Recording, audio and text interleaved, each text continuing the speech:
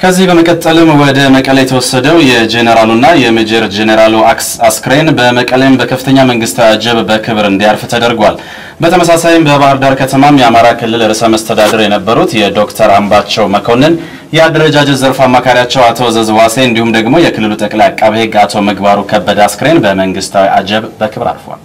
ባልደረቦቻችን ጌታውን አሰፋና ውቢት ያረጋልም በትግራይና በአማራ ክልሎች የተፈጸመውን የቀብር ስነ ስርዓት ተከታትለውታል። እነሱ ደግሞ የነበረውን አጠቃላይ ሂደት ይነግሩናል። ወደዛው ነው እናመራው። መልካም እንግዲህ በሁለቱም ክልሎች የተለያዩ ስነ ስርዓቶችና ዝግጅቶች ተከውነዋል። ባልደረቦቻችንም እንግዲህ እዚህ ስቱዲዮ የተገኙት ይህንን መረጃ ጠቅለል ያለውን ወደ ተመልካቾች ለማድረስ ነው። ጌታውን ካንተ እንጀምራለን። እሺ አመሰግናለሁ። እንግዲህ እንደተከታተልነው ቀደም ሲል በዚህ አዲስ አበባ ሚሊኒየም አዳራሽ ከተካሄደው የሽኝት ስነ ስርዓት በመቀጠል ወደ መቀሌ የቀጠለ ደግሞ እንዲሁ የሽኝትና የአቀባበል ስነ ስርዓት ተካሂዷል። እዛም በደረሰበት ጊዜ በርካታ የመቀሌና አካባቢ ነዋሪ ወጥቶ አስክሬኖቹን ተቀብሏል። ደማቅ አቀባበል አድርጎላቸዋል።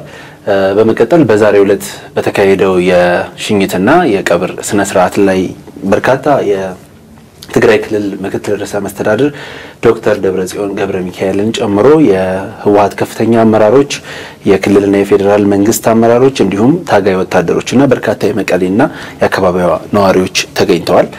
በመቀጠልም በሽኝት ስነ ስርዓቱ ላይ የተለያዩ ሃይማኖታዊ ዝግጅቶች ተካሂደዋል።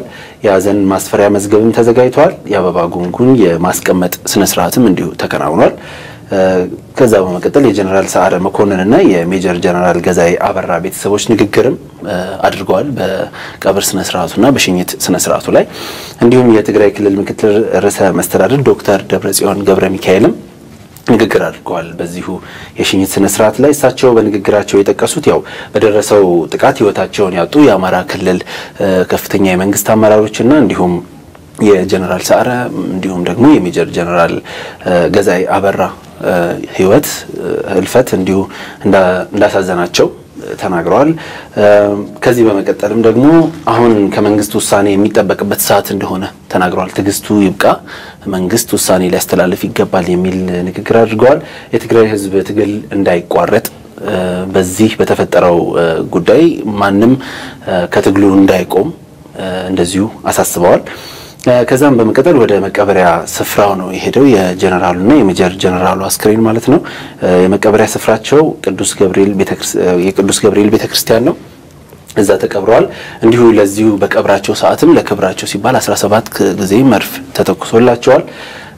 እንግዲህ ከሞላ ጎደል በአጠቃላይ ይሄ ነው። ግን በዛሬው ዕለት በመቀሌ ከተማ የተካሄደው የሽኝትና የቀብር ስነ ስርዓት በዋናነት ሰማዕታትን ሐሳብ አይግባችሁ የናንተን ራዕይ እናስቀጥላለን እኛ እንሸነፍም የሚል መሪ ሐሳብ ይዟል። በዚሁ የሽኝትና እንደዚሁ የቀብር ስነ ስርዓት ላይ የተገኙ የመቀሌና አካባቢ ነዋሪዎችም የተለያዩ መፈክሮችን ሲያሰሙ ነበር።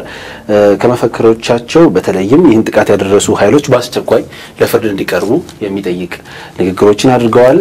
የመንግስት ትግስት ገደብ ይኖረው እንዲሁም ደግሞ ጀግኖች ቢሞቱም ሌሎች ብዙ ጀግኖች አሁንም አሉ የሚሉ መፈክሮችን አሰምተዋል። የትግራይ ክልል መስተዳድር ለዚህ ለሁለቱ የጀነራሎችና የሜጀር ጀነራሎች ሞት ምክንያት የሚሆን ከሰኔ 18 እስከ ሰኔ 20 የሚቆይ የብሔራዊ ሀዘን አውጇል። በአጠቃላይ ይሄን ይመስላል።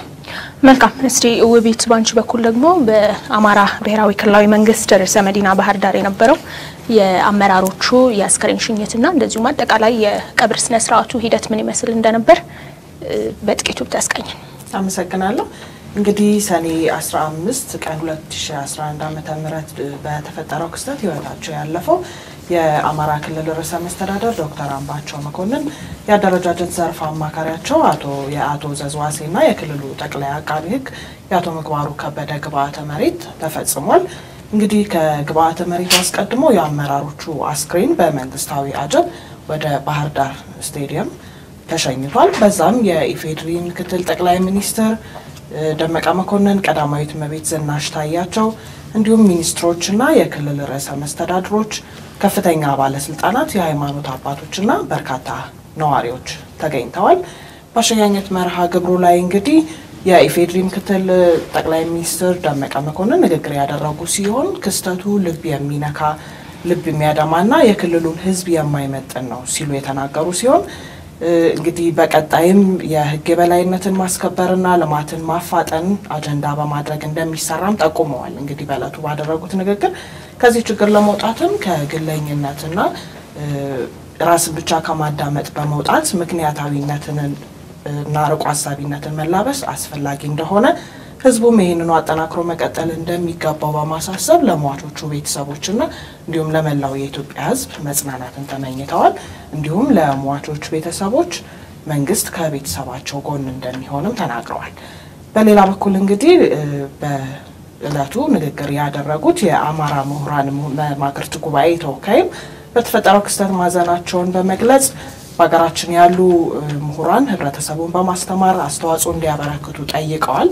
ሀገራችን ላይ ያሉ ምሁራኖችም ከምንጊዜውም በላይ የምንሰራበት እንጂ ተስፋ የምንቆርጥበት ወቅት እንዳልሆነ ለህብረተሰቡ እንዲያስተምሩ መልእክታቸውን እንዲያስተላልፉ ህብረተሰቡም ይሄንኑ ግንዛቤ እንዲወስድ ጠቁመዋል። እንግዲህ ህዝቡም እንግዲህ ስሜቱን በመቆጣጠር ችግሮችን ለመፍታት በሚደረገው ጥረት ከጎናቸው እንዲሆን መልእክታቸውን አስተላልፈዋል። በተጨማሪም እንግዲህ በአሸኛኘት መርሃ ግብሩ ላይ የሶስቱም አመራሮች ልጆች የተሰማቸውን ሀዘን ገልጸዋል። አባቶቻቸው የተፈጸመባቸው ግድያ ለሀገራቸው ካበረከቱት ነገር አንፃር የማይገባቸው እንደሆነ ጠቁመዋል። በዚህም እንግዲህ እነሱ ቢያልፉም ኢትዮጵያ ግን እንደምትቀጥል ህብረተሰቡም ደግሞ ከጎናቸው ሆኖ ስላጽናናቸው ለመላው የኢትዮጵያ ህዝብ ምስጋናን አቅርበዋል። በተጨማሪ እንግዲህ በመርሃ ግብሩ ላይ የሶስቱም የህይወት ታሪክ የተነበበ ሲሆን የአበባ ጉንጉን ማስቀመጥ ስነ ስርዓት ከተካሄደ በኋላ አስክሬናቸው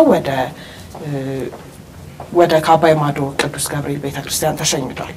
እንግዲህ በቤተክርስቲያኑ ላይ የነበረው ስነ ስርዓትም በርካታ የሃይማኖት አባቶች ነበሩ። የሃይማኖት አባቶቹም ሃይማኖታዊ መልእክትና ጸሎታቸው ያደረሱ ሲሆን 21 ጊዜ መድፍ ተተኩሶ ግብአተ መሬቱ ተፈጽሟል። እንግዲህ የነበረው መርሃ ግብር ይሄንን ይመስል ነበር። እኛም እንግዲህ በኢቢኤስ ለመላው ቤተሰቦቻቸውና ለመላው ኢትዮጵያ ህዝብ መጽናናት እንመኛለን። መልካም እንግዲህ ባልደረቦቻችን ጌታሁንና ውቢት እዚህ ስቱዲዮ ተገኝተው ያለውን መረጃ በቀጥታ ወደ ተመልካቾች አድርሰዋል። እነሱ እናመሰግናለን። እንግዲህ እንደሰማነው በሁለቱም ክልሎች ከፍተኛ አመራሮች በመንግስታዊ ማዕረግና በህዝባዊ አጀብ ግብአተ መሬታቸው በዛሬው ቀን ተፈጽሟል። በአመራሮቹ ላይ ግድያው ከተፈጸመ በኋላ በፌደራል ፖሊስና በአማራ ክልል በኩል የወጡ መረጃዎች ሲያመለክቱ እንደነበረው የመፈንቅለ መስተዳደር ሙከራ ነው የተባለው ይህ ድርጊት በአማራ ክልል የጸጥታና ደህንነት ቢሮ ኃላፊ በነበሩት ብርጋዴር ጀነራል አሳምነው ጽጌ አቀነባባሪነት የተፈጸመ መሆኑንና ከድርጊቱም በኋላ ብርጋዴር ጀነራል አሳምነውን ለመያዝ በተከፈተ ኦፕሬሽን በባህር ዳር ዘንዘልማ አካባቢ መገደላቸውን አመልክቷል። በተመሳሳይም በጀነራል ሰዓረና በሜጀር ጀነራል ገዛኢ አበራ ላይ ግድያ ፈጽሟል የተባለው የግል ጠባቂ ከድርጊቱ በኋላ ተኩስ ሲከፈትበት ራሱን ማጥፋቱ ቢነገርም ዘግይተው ግን መትረፉን የሀገሪቱ ብሔራዊ ቴሌቪዥን አስታውቋል። ይሁንና ምንም እንኳን ጉዳዩ በምርመራ ሂደት ላይ ቢሆንም በጉዳዩና ድርጊቱን ፈጽሟል በተባሉ ግለሰቦች ዙሪያ በአማራ ክልል በኩል የክልሉን የጸጥታና ደህንነት ኃላፊዎች ጨምሮ ከ170 በላይ ሰዎች ተይዘው እየተመረመሩ መሆናቸውንና በአዲስ አበባም ከግድያው ጋር በተያያዘ በቁጥጥር ስር የዋሉ ሰዎች መኖራቸውን ከመግለጽ ያለፈ ይህንን ዝግጅት ይዘን ስቱዲዮ እስከገባንበት ሰዓት ድረስ የተባለ ምንም ተጨማሪ መረጃ አልነበረም። በሌላ በኩል ግን ጠቅላይ ሚኒስትር አብይ ድርጊቱ በተፈጸመበት ዕለት በግንባር ቀርበው እንዲሁም ደግሞ ማክሰኞ ዕለት በጽሁፍ ለኢትዮጵያ ሕዝብ ባስተላለፉት መልእክት መንግስት በጉዳዩ ዙሪያ ማጣራት አድርጎ ዝርዝር መረጃ ለሕዝቡ እንደሚያቀርብና የመንግስት ዋነኛ ተግባር የሆነውን የሕግ የበላይነትን የማስከበር ጉዳይ አጽንኦት ሰጥቶ እንደሚተገብረውም ጠቅላይ ሚኒስትሩ ጨምረው ገልጸዋል። በዚሁ ጉዳይ ዙሪያም የተለያዩ የህብረተሰብ ክፍሎች መንግስት የድርጊቱን ፈጻሚዎች በተቻለ ፍጥነት ለህግ እንዲያቀርብ ዝርዝር መረጃዎችን ለህብረተሰቡ እንዲሰጥ ብሎም የመንግስት ተቀዳሚ ተግባር የሆነውን የህግ የበላይነት የማስከበር ኃላፊነቱን እንዲወጣ በመጠየቅ ላይ ናቸው የሚገኙት። የጣቢያችን ኢቢኤስ ቴሌቪዥንም ባልደረቦች በተለያዩ አካባቢዎች ተዘዋውረው ያነጋገሯቸው ዜጎች ይህንኑ ሐሳብ በማጠናከር መልእክታቸውን አስተላልፈዋል። የመጨረሻ ያደረግነው ይህንኑ የዜጎች መልእክት ነው የሚሆነው። ውስጥ መልካም ተከታትለን እንመለስ። በጣም የሚያሳዝን የሚያሳፍርም ነው። በውይይት መፍታት ሲቻል አሁን እንደገና በግድያ መፈጸሙ በጣም የሚያሳዝን ነው። መንግስት ማስተያየት እንትን ማለት አለበት፣ እርምጃ መውሰድ አለበት። መንግስት ካልጠበቀው ህዝቡን ማን ይጠብቀዋል? እና መንግስት እርምጃ መውሰድ አለበት ነው ምለው። የተፈጠረው ነገር በጣም ያሳዝናል። በማንም ሊጠበቅ የማይገባ ነገር ነው የተፈጸመው። መሆንም የለበትም ብለን እናስባለን እንደ ህዝብ ከጠየቅሽ ማለት ነው። ይሄ ህዝቡ ማድረግ ያለበት ነገር ወደ ጎን ትቶ ማለት ነው። እያንዳንዱ የራሱን ፖለቲካ ወደ ጎን ትቶ ህዝብ ማለት አንድ ነው። መለያየት የለብንም። ሁላችንም ጠንክረን ያለውን ነገር መወጣት ነው ያለብን በጋራ ማለት ነው። እንደ ህዝብ ስናስብ እንደ ግለሰብ ወይ እንደ ፖለቲከኛ አይደለም ማሰብ ያለብን። እንደ ህዝብ ስናስብ ግን የተፈጠረው ነገር ተፈጥሯል። ግን ያንን ነገር ተቋቁመን አብረን ወደፊት ሀገራችንን ጠንክረን ማቆም እንዳለብን ይሰማኛል እኔ እንደ ግል ማለት ነው። መንግስትም ከጠየቅሽ መንግስትም ማድረግ ያለበት ነገር ጠንክሮ እርምጃ መውሰድ አለበት እንደኔ ማለት ነው። እንደኔ እርምጃ መውሰድ አለበት። ለምን ሁላችንም ስጋት ውስጥ መውደቅ የለብንም። በየቀኑ ስጋት ነው ህዝቡ ላይ። ያ ስጋት እንዳይፈጠር ጠንክሮ ሰርቶ መንግስት እርምጃ መውሰድ ካለበት እርምጃ መውሰድ አለበት።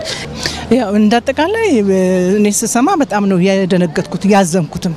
ማለት እንዲህ አይነት ነገር በዚህ ጊዜ ይጠበቃል ብለሽ አታስቢም። እንደውም አሁን በዚህ በ21ኛው ክፍለ ዘመን እንደ አገራችንም ደግሞ ሰላማዊ በሆነ መንገድ ፍትሃዊ በሆነ መንገድ በምርጫ ዲሞክራሲያዊ በሆነ መንገድ ስልጣን ይሸጋገራል ተብሎ በሚጠበቅበት ሰዓት የሰው አመለካከት አሳሰብ መለወጥ ነበረበት ብዬ ነው ማስበው እንጂ ወደ ግድያ የተለያየ አቋም ሰው ሊኖረው ይችላል፣ አመለካከት ሊኖረው ይችላል። ግን ያንን ሐሳቡን መግለጽ በሚችልበት መንገድ ሁሉ መግለጽ ሲችል ወደ ግድያ መሄድ በየትኛው መንገድ አሳፋሪም ነው፣ አስደንጋጭም ነው፣ አሳዛኝም ነው። እንደ መንግስትም ስቲል አሁንም ህዝቡን ወደ አንድነት ሊያመጡ የሚችሉ ስራዎችን ከህብረተሰብ ጋር ስለሆነ መሰራት ያለበት የሃይማኖት መሪዎችን በተለያየ በየሴክተር መስሪያ ቤት ያሉትን ቢሆን እነዚህ የተለያዩ አደረጃጀቶችን ቢሆን በመጠቀም ግን ሰላም የሚሰፍንበትን ህዝቡ ወደ አንድ የሚመጣበትን ስራ መስራት አለበት።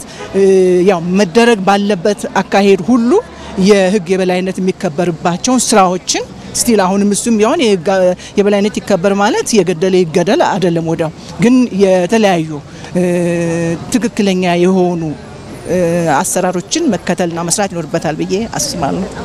ያለ ምንም ጥፋቱ እንደዚህ አይነት ሙስሊሞት የሚሰማሽ እንደ ኢትዮጵያ ያለ እኔም ጀስ እንደ ኢትዮጵያ የተሰማኝ ስሜት አለ።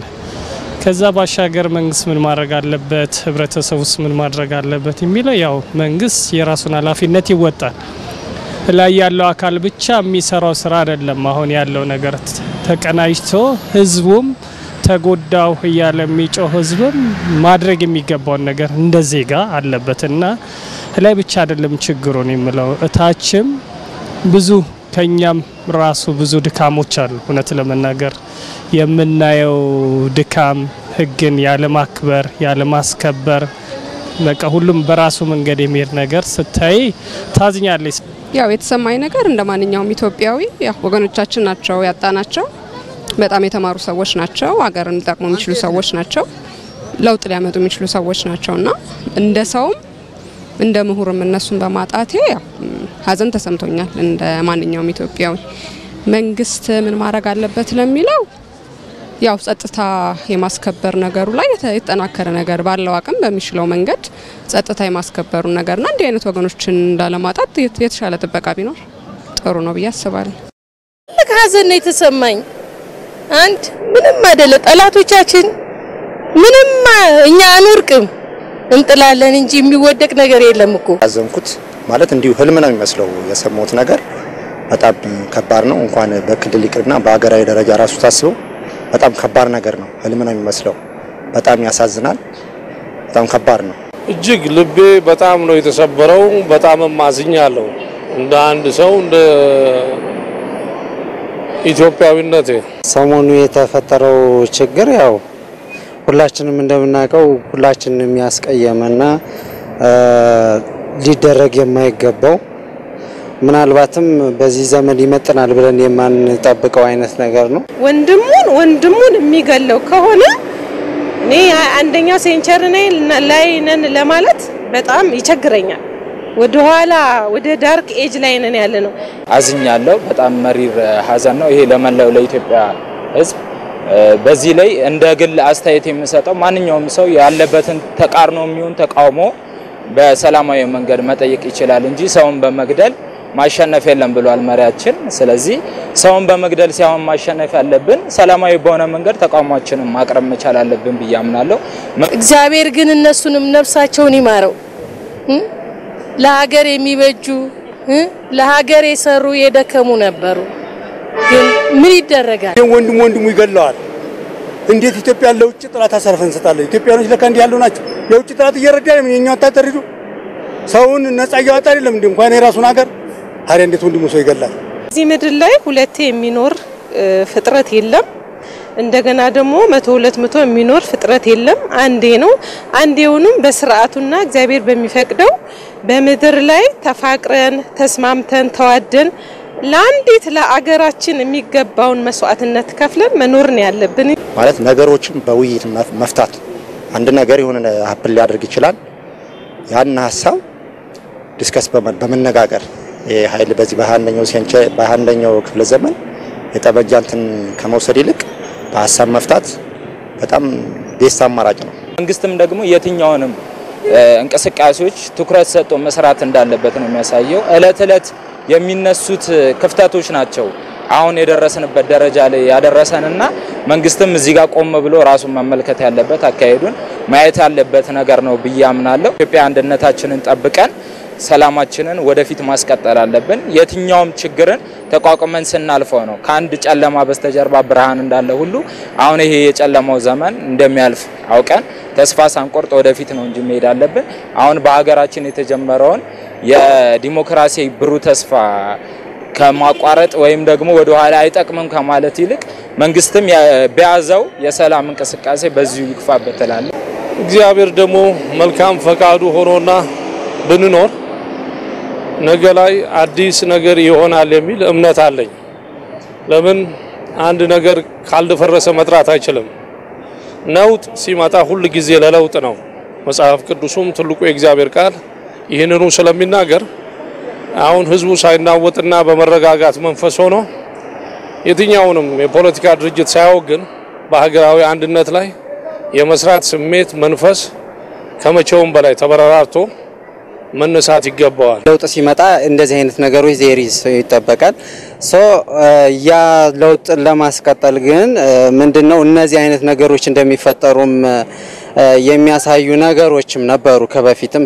መንግስት ላይ ግን ያው ትልቅ ትኩረት ሊኖር ይገባል። ህብረተሰቡም እንዳልኩ አንተ ያልጠበቀውን ደህንነት ማንም ይጠብቅ ላይ አይገባም። የሚፈጠሩ ኮሽታዎች ካሉ ህብረተሰቡ ከኛም የሚጠበቀው ነገር ለሚመለከተው አካል የማሳወቅ ስራ መስራት ነው እንጂ የጨለምተኝነት እንደኔ ማስተሳሰብ መልካም ነው ብዬ አላስብም። ነገሮችማ ይፈጠራሉ። ያው በመድር ላይ እስከ ተመላለስከ ድረስ መፈጠሩ ግድ ነው። ግን ያንን ነገር በብቃትና ሰላማዊ በሆነ መንገድ በሰለጠነ መንገድ ምክንያቱም ዓለማውን አንድ መንደር እየሆነች ያለችበት ዘመን ነው። 21ኛው ክፍለ ዘመን 21ኛው ሴንቸሪ ላይ ነን ያለነው። ስለዚህ ነገሮችን በአግባቡ መፍታት አለብን። በቃ በአግባቡ ሰላማዊ በሆነ መንገድ በሰለጠነ መንገድ መፍታት መቻል አለበት። ያንዳንዱ ነገር በስተጀርባ ሊነጋ ሲል ይጨልማል እንደሚባለው ከፊታችን ያለው ትልቁ ተስፋችን ነው አሁን ላይ ያለው ነገር። ስለዚህ ይሄም አላፊ ጊዜ ነው። ስለዚህ እኛ ወጣቶች በተለይ እንደ ወጣቶችኛ ነገ ላይ ያለውን ጊዜ በመመልከት የነጋችንን በማየት ተስፋ ሳንቆርጥ ወደፊት ነው መሄድ አለበት። ሰሞኑን በሀገራችን በከፍተኛ የመንግስት አመራሮች ላይ የተፈጸመውን ግድያ ተከትሎ ጣቢያችን ያነጋገራቸውን አስተያየት ሰጪዎች መልእክት ነበር ቀደም ብለን ያሰማናችሁ።